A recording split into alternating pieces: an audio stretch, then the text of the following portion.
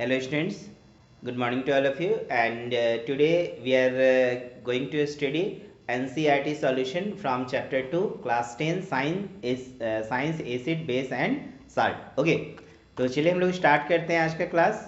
तो पहला क्वेश्चन है बच्चों कि you are given 3 test tube, they are 3 test tube contain distilled water, acidic solution and basic solution, and there is only red litmus paper available. In order to identify what is there in each test tube, how will you find out what is in each of the test tube?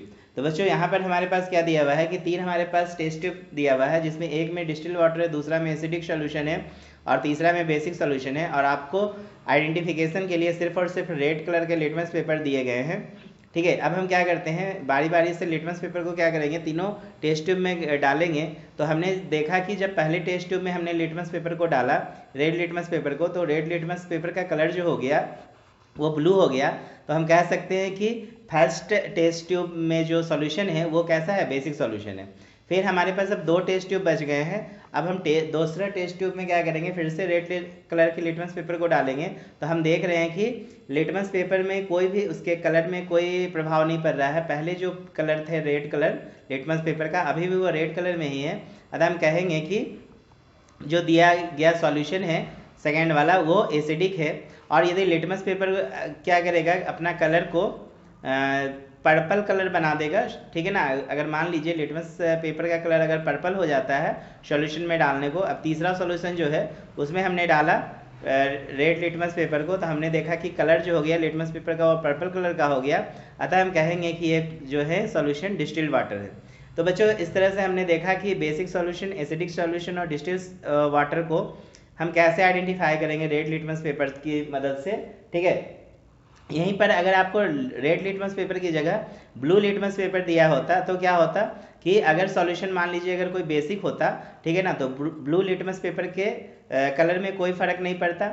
उसी तरह red आप अगर acidic solution होता तो blue litmus paper क्या चीज में convert हो जाता, रेड कलर में कन्वर्ट हो जाता। ठीक है, तो इस तरह के जो है एक्सपेरिमेंटल क्वेश्चंस आपको दिए जा सकते हैं। ठीक है, चलिए सेकेंड क्वेश्चन देखते हैं। Why should curd and salt substance not be kept in brass and copper vessel?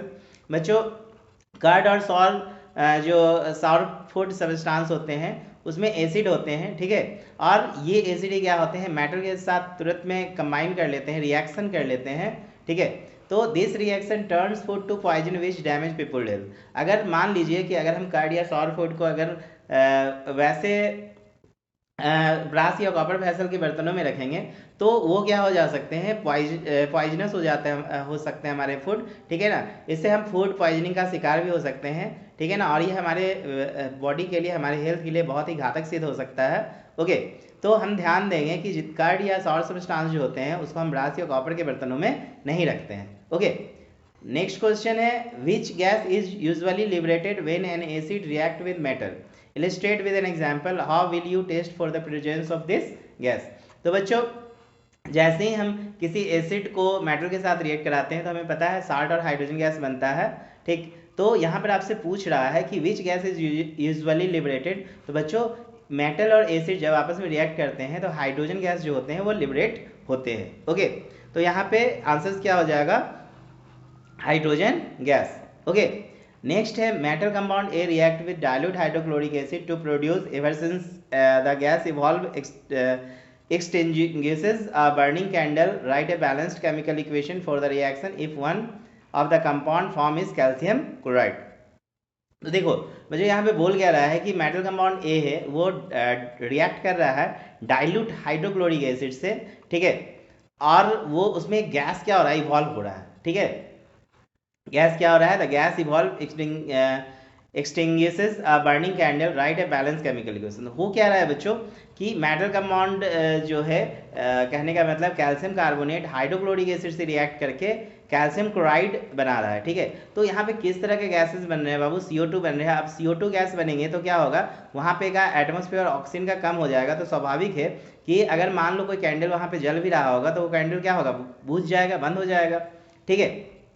तो ध्यान देने का कि जब भी कोई मेटल कार्बोनेट हाइड्रोक्लोरिक एसिड से यहाँ पे रिएक्ट करेगा तो कैल्शियम क्लोराइड कार्बन डाइऑक्साइड और वाटर बनाएगा, ठीक है। इसके बाद नेक्स्ट क्वेश्चन है, Why do HCl it is so acidic character in the aqueous solution while solution compound like alcohol glucose do not show acidic character? तो बच्चों एसिडिक कैरेक्टर शो करने के लिए क्या होना चाहिए कि अगर आप किसी सॉल्यूशन में उसको डिसोसिएट करा रहे हो, डिसॉल्व करा रहे हो, तो H+ आयन मिलना चाहिए।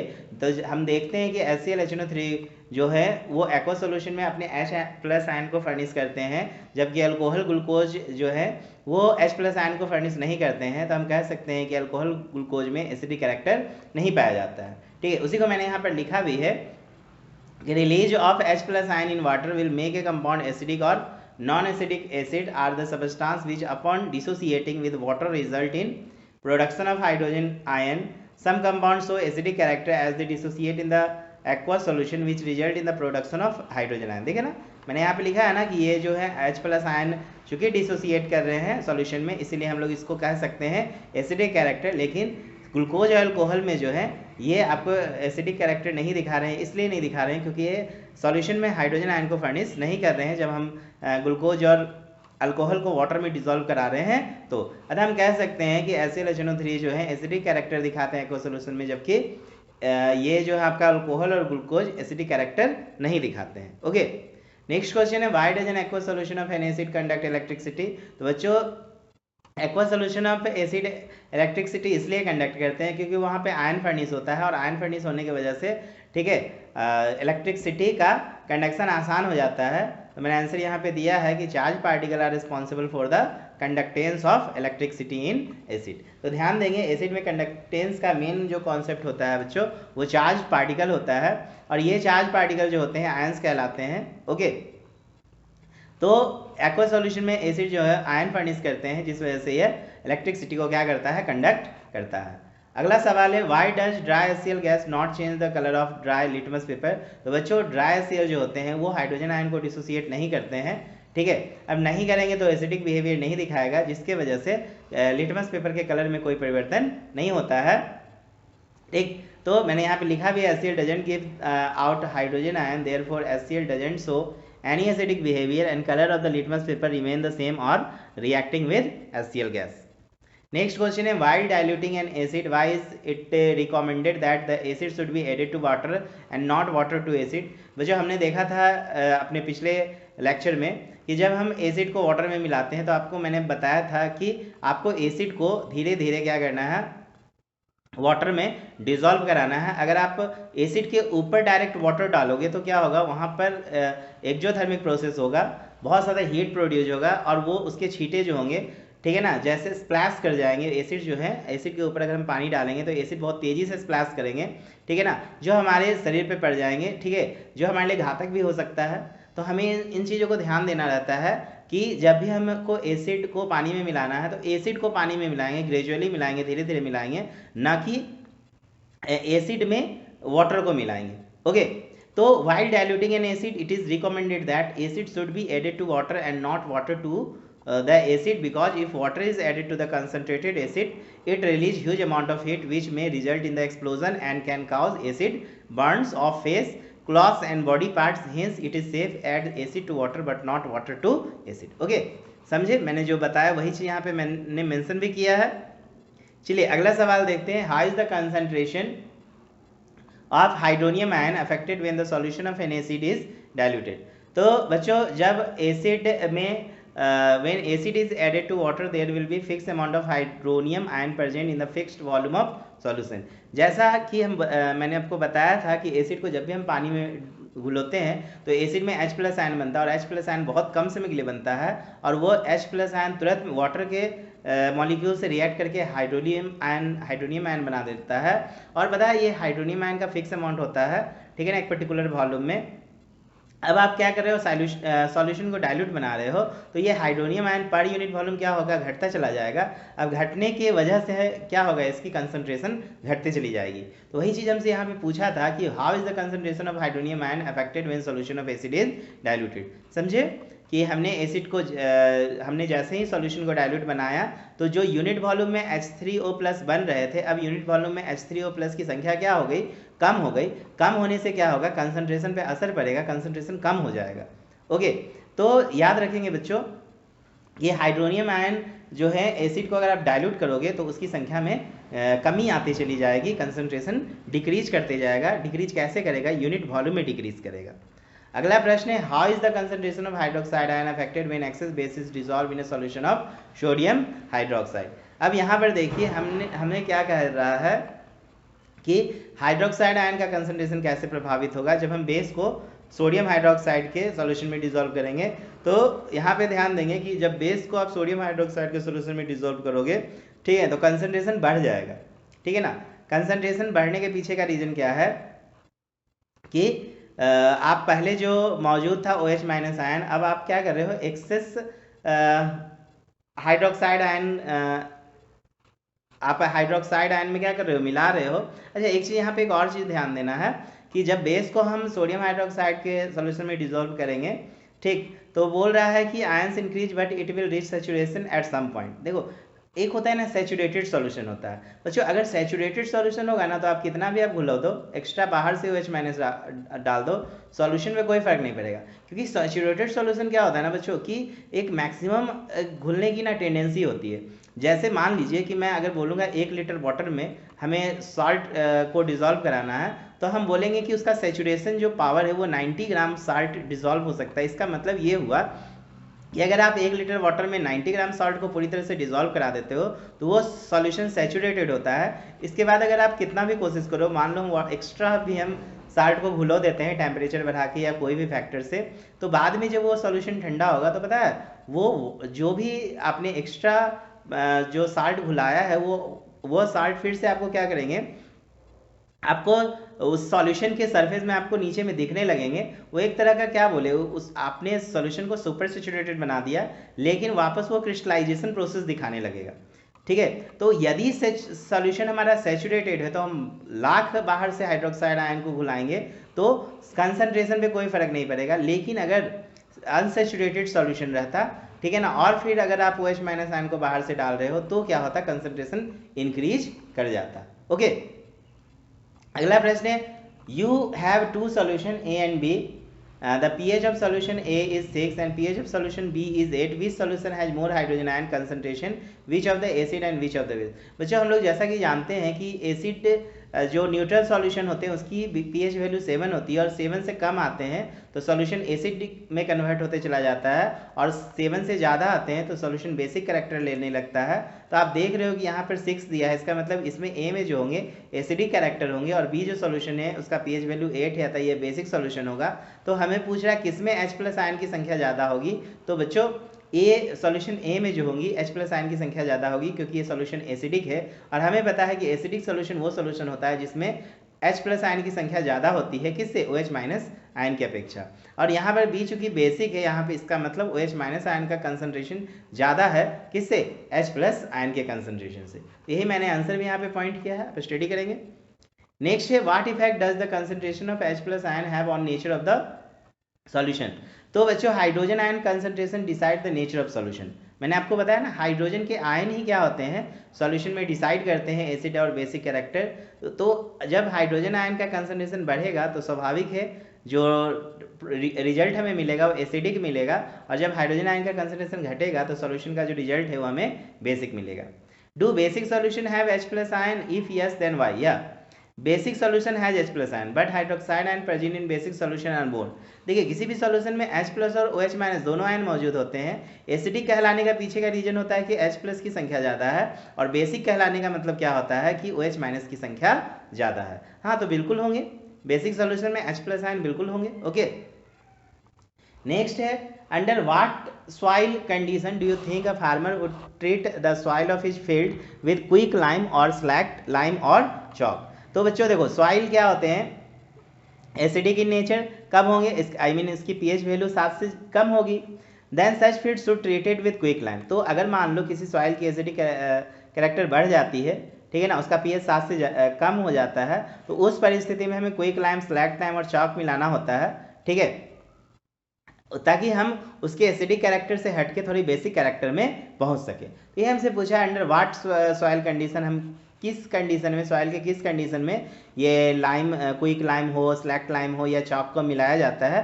तो ध्यान देने का, जब सॉइल का pH 7 से कम हो जाता है तो इस परिस्थिति में ये सब चीज़ों को मिला के उसकी pH को बढ़ाया जाता है। ओके, नेक्स्ट है what is the common name of the compound CaOCl2। बच्चों CaOCl2 जो है यह ब्लीचिंग पाउडर का मॉलिक्यूलर फार्मूला है, आप इसे याद रखेंगे, ठीक है। अगला क्वेश्चन है name the substance which on treatment with chlorine it's bleaching powder. तो बच्चों कौन सा सबस्टांस है, ठीक है, जो क्लोरीन के साथ रिएक्ट करके ब्लीचिंग पाउडर बनाता है? तो कैल्शियम हाइड्रोक्साइड। कैल्शियम हाइड्रोक्साइड ही जो है क्लोरीन के साथ रिएक्ट करके ये ब्लीचिंग पाउडर बनाएगा CaOCl2। Okay. Name the sodium compound which is used for softening hard water. बच्चों आपसे पूछा जा रहा है वो कौन सा सोडियम कंपाउंड है जो वाटर को सॉफ्ट बनाने में हेल्प करता है? तो बच्चों sodium carbonate is the compound which is used for softening the hard water. तो वह सोडियम कंपाउंड में हमने बोला सोडियम कार्बोनेट, याद रखेंगे सोडियम कार्बोनेट जो है वाटर को सॉफ्ट बनाने में हेल्प करता है। अगला प्रश्न है what will happen if A solution of sodium hydrocarbonate is heated, give the equation of the reaction involve. तो बच्चों जब हम सोडियम हाइड्रोकार्बोनेट को हीट करते हैं तो सोडियम कार्बोनेट वाटर और कार्बन डाइऑक्साइड मिलता है, ठीक है। हमसे पूछ रहा है कि डिकम्पोज करके ये क्या क्या बनाएगा? तो देखिए थर्मल डिकम्पोजिशन है जिसके द्वारा हमको सोडियम कार्बोनेट वाटर और कार्बन डाइऑक्साइड मिल रहा है। Right an equation two show the reaction between plaster paste and water. बच्चों प्लास्टर पेस्ट वाटर के साथ मिलकर क्या करता है? जिप्सम बना देता है, जिसका फॉर्मूला होता है CSO4.2H2O। Okay. Next exercise question पे हम लोग आते हैं, ठीक। पहला क्वेश्चन है a solution turn red litmus to blue its pH। अब देखिए बच्चों जो रेड लिटमस को ब्लू कर देता है, हमें पता है सॉल्यूशन का नेचर बेसिक होता है, अतः आंसर हमें पता है बेसिक जो है 7 से ज़्यादा वाला जो इसमें ज़्यादा बेसिक कैरेक्टर है, तो देखिए 10 जो होगा यही आंसर D जो होगा आंसर हो जाएगा। क्यों? क्योंकि इसकी pH जो है 7 से ज़्यादा है और ये बेसिक कैरेक्टर वाला है। और बेस का जो कॉन्सेप्ट है वो रेड लिटमस पेपर को उसके कलर को क्या बना देता है? ब्लू बना देता है। अगला प्रश्न है solution react with crushed egg shell to give a gas that turn lime water milky the solution contain. बच्चों आपसे क्या बोल रहा है? क्रश्ड एग दिया हुआ है, ठीक है, सॉल्यूशन है जिसमें हमने क्रश्ड एग लिया, ठीक, इसमें से गैस निकल रहा है, वो गैस जो है लाइम वाटर को मिल्की बना दे रहा है। तो वो गैस कौन सा है? तो बच्चों गैस जो है हाइड्रोक्लोरिक एसिड है। क्या है? Hydrochloric acid. क्योंकि कैल्शियम कार्बोनेट जो है ये जो क्रश एग सेल से वो क्या चीज़ का बना है? कैल्शियम कार्बोनेट का। वो हाइड्रोक्लोरिक एसिड से रिएक्ट करके क्या बना रहा है? कार्बन डाइऑक्साइड बना रहा है। तो ड्यू टू कार्बन डाइऑक्साइड होने की वजह से सोल्यूशन का कलर जो हो रहा है मिल्की हो जा रहा है। मैंने यहाँ पे लिखा भी है कि egg shell contain calcium carbonate which on react with HCl liberate carbon dioxide which turn, यही कार्बन डाइऑक्साइड की वजह से लाइम वाटर का कलर जो हो जाता है बच्चों मिल्की हो जाता है। ओके। अगला प्रश्न है आपके पास 30 ml of solution of NaOH दिया हुआ है, ठीक है, और इसको हमको 8 ml से कम्प्लीटली इसको न्यूट्रलाइज करना है। If you take 20 ml of the same solution NaOH the amount of HCl हमसे पूछ रहा है, ठीक है। तो ध्यान देंगे 8 ml HCl में हमें कितना चाहिए? 10 ml NaOH चाहिए, या फिर हम ऐसा लिख सकते हैं कि 10 ml NaOH को न्यूट्रलाइज कर रहा है 8 ml, तो इसलिए एक को कितना करेगा? तो 8/10 कर देंगे, और इसलिए 20 ml NaOH को न्यूट्रलाइज करने के लिए कितना HCl चाहिए? तो 8/10 × 20, इसका मतलब क्या हो जाएगा? 8/10 × 20, तो 10 2 20 कैंसिल हो जाएगा, तो 8 2 16, इसका मतलब 16 ml आंसर हो जाएगा। ओके। तो 10 ml NaOH को रिक्वायर करने के लिए 8 ml HCl चाहिए, तो 20 ml NaOH को रिक्वायर 16 ml ऑफ HCl है, ठीक है। इसका मतलब 20 ml NaOH को न्यूट्रलाइज करने के लिए हमें 16 ml HCl की जरूरत पड़ेगी। अगला प्रश्न है बच्चों which one of the following type of medicine is used for treating indigestion, ठीक है। तो हमने पढ़ा था ना इनडाइजेशन में क्या? एंटीबायोटिक नहीं, एनाल्जेसिक नहीं, एंटासिड, हाँ एंटासिड हमने पढ़ा था। ओके। तो indigestion is due to the excess production of acid. हमने बताया था ना आपको इनडाइजेशन कब होता है? जब एसिड का एक्सेस प्रोडक्शन होता है हमारे बॉडी में, हमारे स्टमक में, ठीक है। तो अब उस एसिड को न्यूट्रलाइज करने के लिए हमें एंटासिड लेना जरूरत होता है, ठीक है। मैंने आपको एक उदाहरण के रूप में मिल्क ऑफ मैग्नीशिया का भी नाम बताया था। अगला प्रश्न है write word equation and then balance the equation for the reaction taking place. जो पहला दिया है dilute sulphuric acid react with zinc granule, बोल रहा है डाइल्यूट सल्फ्यूरिक एसिड जो है जिंक ग्रैनुअल से मिलकर क्या बनाएगा? तो H2SO4 जो है जिंक से मिलकर क्या बनाएगा? ZnSO4 plus hydrogen gas. उसी तरह डाइल्यूट हाइड्रोक्लोरिक एसिड जो है मैग्नीशियम रिबन से रिएक्ट करके क्या बनाएगा? और dilute sulphuric acid aluminium powder से रिएक्ट करके क्या बनाएगा? और dilute hydrochloric acid react iron filling से करके क्या बनाएगा, तो आप यहाँ पे देखो डाइल्यूट हाइड्रोक्लोरिक एसिड जो है मैग्नीशियम से रिएक्ट करके मैग्नीशियम क्लोराइड बनाता है, हाइड्रोजन गैस बनाता है। उसी तरह डाइल्यूट सल्फ्यूरिक एसिड एल्युमिनियम से रिएक्ट करके एल्युमिनियम सल्फेट बनाएगा, हाइड्रोजन गैस बनाएगा। और उसी तरह dilute hydrochloric acid iron filling से रिएक्ट करके आयरन क्लोराइड और हाइड्रोजन गैस। प्रत्येक परिस्थिति में आपको हाइड्रोजन गैस मिल रहा है, ओके। और यहाँ पे हमको magnesium chloride, aluminium sulphate, iron chloride वगैरह कंपाउंड मिल रहा है। आप इसे हिट एंड ट्रायल मेथड से क्या कर सकते हैं, बैलेंस कर सकते हैं, जो हमने चैप्टर 1 में स्टडी किया था। इसके बाद देखिए compound such as alcohol and glucose also contain hydrogen but are not categorized as acid, describe an activity to prove it। बच्चों आपसे पूछ रहा है कि अल्कोहल और ग्लूकोज में हाइड्रोजन मौजूद होते हैं फिर भी वो एसिडिक कैरेक्टर नहीं दिखाता है, तो इसके लिए हमें एक एक्सपेरिमेंट करना है। तो बिल्कुल सिंपल सा एक्सपेरिमेंट करेंगे। हम क्या करेंगे, इलेक्ट्रोलाइसिस करके देखेंगे, ठीक है ना। अगर इलेक्ट्रोलाइसिस में अगर रिजल्ट हमें प्लस मिला तो हम कहेंगे इसमें एसिडिक कैरेक्टर होंगे, ठीक है ना। किस तरह का रिजल्ट प्लस मिलेगा, चलिए इसको समझते हैं। हमने क्या किया, एक वुडन रबर कॉर्क, 2 नेल को ले लिया ऑन द वुडन और रबर कॉर्क, और इसको हमने एक बीकर में देखो प्लेस कर दिया। देखो यहाँ पे है ना, इसमें हम दोनों को प्लेस कर दिए हैं। इसमें रबर कॉर्क है, रबर कॉर्क में ये 2 नेल को हमने क्या किया है, इंटर कर दिया है, ठीक है। अब इसे हम 6 वोल्ट बैटरी से क्या कर रहे हैं, कनेक्ट कर दे रहे हैं। देखिए 6 वोल्ट बैटरी से हमने यहाँ पे कनेक्ट कर दिया है। फॉर सम अल्कोहल और ग्लूकोज, अब इस बीकर में हम क्या कर रहे हैं, कुछ ग्लूकोज या अल्कोहल, ये आपको दिख रहा है, ठीक है ना। ग्लूकोज और अल्कोहल जो है हमने इस बीकर में डाला, ठीक। अब डालने के बाद हमें स्विच ऑन करना है, ठीक है ना। अब हम देख रहे हैं कि यहाँ पे ये जो बल्ब है ये ग्लो नहीं हो रहा है, इसका मतलब इसमें से आयंस जो है फर्निश नहीं हुए। लेकिन जैसे ही हमने डाइल्यूट HCl डाला, ठीक है ना, हमने सॉल्यूशन HCl का लिया, ठीक है ना। अब क्या कर रहे हैं, इसमें से अल्कोहल और ग्लूकोज को हटा के और हम डाइल्यूट HCl डाल रहे हैं, ठीक है ना। लेकिन जैसे ही HCl डाले ये बल्ब क्या होने लगा, ग्लो होने लगा। अतः हम इस एक्सपेरिमेंट से कह सकते हैं कि डाइल्यूट HCl में क्या हो रहा है, आयंस का फर्निश आयन प्रोड्यूस हो रहा है, जिस वजह से बल्ब जल रहे हैं। लेकिन जब हमने ग्लूकोज या अल्कोहल का हमने सॉल्यूशन लिया तो ये बल्ब जो है ग्लो नहीं हो रहे थे। इससे साबित होता है कि ग्लूकोज और अल्कोहल जो है आयंस जो है यहाँ पे प्रोड्यूस नहीं कर पा रहे हैं, जिस वजह से हम कहेंगे कि इसके अंदर एसिडिक कैरेक्टर ग्लूकोज और अल्कोहल में नहीं होते हैं, ओके। नेक्स्ट है, why does distil water not conduct electricity where rain water does. तो डिस्टिल वाटर में आयनिक कंपाउंड्स जो होते हैं, कहने का मतलब distil water doesn't contain any ionic compound, ठीक है। क्योंकि मैंने आपको बताया था कि डिस्टिल वाटर एक ऐसा वाटर होता है जिसमें जितने H+ आयंस होते हैं उतने ही OH- आयन होते हैं, जिस वजह से एक दूसरे को न्यूट्रलाइज कर देते हैं, ठीक है ना। अतः हम कह सकते हैं कि डिस्टिल वाटर में आयनिक कैरेक्टरिस्टिक्स नहीं होती है, जबकि रेन वाटर में बहुत सारे आयनिक कैरेक्टरिस्टिक्स होती है, क्योंकि rain water has dissolve acidic gas such as carbon dioxide from air. Rain water में कार्बन डाइऑक्साइड एयर से मिला होता है जो कि कार्बोनिक एसिड बनाता है, ठीक है ना। और कार्बोनिक एसिड की वजह से सॉल्यूशन में कार्बोनेट आयन और हाइड्रोजन आयन फर्निश होते हैं, जिसके वजह से रेन वाटर में इलेक्ट्रिसिटी कंडक्ट हो जाता है। Why do acid not so acidic behaviour in the absence of water. बच्चों एसिडिक बिहेवियर जो है वाटर के एब्सेंस में नहीं शो होता है। रीज़न कि H+ आयन जो होते हैं उसको फर्निश होने के लिए एक सॉल्यूशन चाहिए, और वाटर जो होता है यूनिवर्सल सॉल्वेंट, बहुत अच्छा सॉल्वेंट है जिसमें एसिड अच्छे से घुल जाते हैं, और एसिड अपने आयंस को यहाँ पे फर्निश भी करते हैं वाटर में। अगर आप वाटर नहीं दोगे तो उसके आयंस नहीं टूटेंगे, नहीं टूटने की वजह से वो अपना एसिडिक बिहेवियर भी नहीं दिखाएगा। The acidic behavior from acids is because of the presence of hydrogen ion, और hydrogen ion can only be produced in the presence of water। याद रखेंगे हाइड्रोजन आयन सिर्फ और सिर्फ वाटर के प्रेजेंस में ही प्रोड्यूस हो सकता है। अगला है 5 सोल्यूशन ABCD है, और आपके पास ये सारा pH दिया हुआ है। हमसे पूछ रहा है कौन न्यूट्रल है, कौन वीकली एसिड है, कौन स्ट्रांगली अल्कलाइन है, कौन वीकली अल्कलाइन है, कौन स्ट्रांगली एसिड है। तो बच्चों आपको यहाँ पे ध्यान देना है कि pH जो 1 है, 4 है, 11 है, 7 है, 9 है। तो 11 है तो स्वाभाविक है स्ट्रांगली क्या होगा, एसिडिक होगा। 1 के बाद आपका 4 है तो 4 तो होगा वीकली एसिड होगा। 11 सबसे ज़्यादा है तो यहाँ पे स्ट्रांगली अल्कलाइन होगा। 9 जो है थोड़ा सा वीकली अल्कलाइन होगा, ठीक है। और 7 जो होगा वो न्यूट्रल सॉल्यूशन होगा। तो ये देख के आप आइडेंटिफाई कर सकते हैं। अगला प्रश्न है, equal length of magnesium ribbon are taken in the test tube A and B।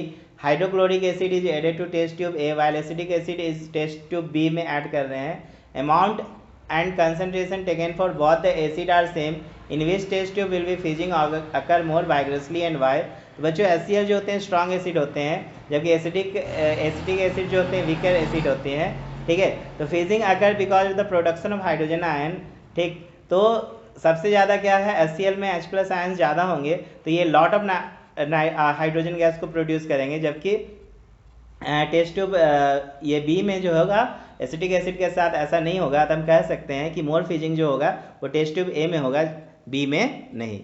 अगला प्रश्न है fresh milk has a pH 6, how do you think the pH will change, it turns into curd.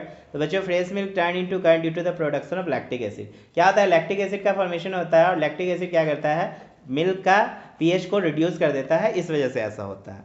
अगला प्रश्न है milkman add a very small amount of baking soda to fresh milk, why does the shift the pH of fresh milk from 6 to slightly alkaline. तो बच्चों he shift the pH of fresh milk from 6 to slightly alkaline to prevent milk from the getting salt due to the production of acetic acid. बच्चों अगर वो नहीं थोड़ा सा baking soda डालेगा, ठीक है, तो क्या होगा कि वो एसिडिक कैरेक्टर्स में ज़्यादा आएगा क्योंकि लैक्टिक एसिड का फॉर्मेशन हो रहा है। अतः इस लैक्टिक एसिड के फॉर्मेशन को रोकने के लिए, कम करने के लिए, न्यूट्रलाइज करने के लिए थोड़ा बेकिंग सोडा डालना जरूरत हो जाता है, जिसकी वजह से मिल्क जो है लंबे समय तक स्टे कर सके, ठीक है ना, कर्ड होने से बच जाए, ठीक है। तो लैक्टिक एसिड का चूंकि प्रोडक्शन होता है और उसको न्यूट्रलाइज करने के लिए थोड़ा सा बेकिंग सोडा की जरूरत होती है।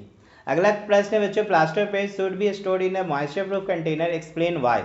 तो बच्चों प्लास्टर ऑफ पेरिस को अगर हम मॉइस्चर प्रूफ कंटेनर में नहीं रखेंगे तो वो क्या करेगा, एटमॉस्फेयर में मौजूद वाटर से रिएक्ट करके जिप्सम बना देगा, हार्ड हो जाएगा, फिर वो हमारे किसी काम के लायक नहीं बचेगा, ठीक है। अतः इसे सेफ रखना बहुत ज़रूरी है। फिर आप उसको फिर से डिकम्पोज करके बना सकते हो, ठीक है ना, लेकिन हमें यहाँ पे सेफ्टी पूछा है तो हम ध्यान देंगे प्लास्टर ऑफ पेरिस जो है एटमॉस्फेयर में मौजूद वाटर से रिएक्ट कर सकता है, अतः इसे बचाने के लिए हमें इसे मॉइस्चर प्रूफ कंटेनर में रखना होता है। अगला है what is the neutralisation reaction. बच्चों न्यूट्रलाइजेशन रिएक्शन वो होते हैं जब एसिड और बेस रिएक्ट करके सॉल्ट और वाटर बनाते हैं, तो ऐसे रिएक्शन को हम न्यूट्रलाइजेशन रिएक्शन कहते हैं। आप एग्जांपल के रूप में देख सकते हो, सोडियम हाइड्रोक्साइड हाइड्रोक्लोरिक एसिड से रिएक्ट कर रहा है, मैग्नीशियम हाइड्रोक्साइड कार्बोनिक एसिड से रिएक्ट करके यहाँ पर बना रहा है, ओके। अगला प्रश्न है वॉशिंग सोडा और बेकिंग सोडा में हम डिफरेंस कैसे बताएंगे।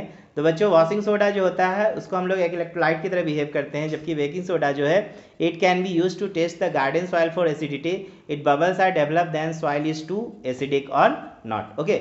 वॉशिंग सोडा का दूसरा क्या है, it can be used domestically as water softener for laundry, और बेकिंग सोडा क्या है, if used on washing car then it will remove dead bug bodies without damaging the colour और पेंट ऑफ द कार। तो आप इसका difference याद रख सकते हैं। तो कैसा लगा आज का क्लास, मजा आया, ठीक है। आई होप आपको काफ़ी मन लगा होगा, ओके, थैंक यू।